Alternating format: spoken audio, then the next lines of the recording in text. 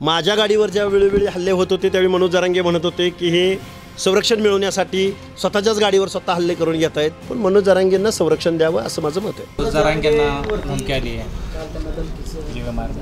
खरं तर अशी खरंच धमकी आली असेल तर महाराष्ट्र शासनानं मनोज जरांगेंना संरक्षण देण्याची जबाबदारी घ्यावी. माझ्या गाडीवर ज्या वेळोवेळी हल्ले होत होते त्यावेळी मनोज जरांगे म्हणत होते की हे संरक्षण मिळवण्यासाठी स्वतःच्याच गाडीवर स्वतः हल्ले करून घेत आहेत.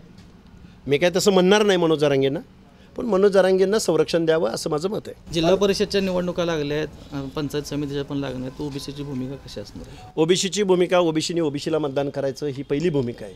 ज्या ज्या लोकांनी ओबीसी आरक्षणाच्या बाजूनं ओबीसी आरक्षण चॅलेंज होताना कुणीही भूमिका घेतली नाही आणि जे जे पक्ष बोगस कुणबीकरणाद्वारे ओबीसीमध्ये आलेल्या लोकांना जे जे तिकीटं देतील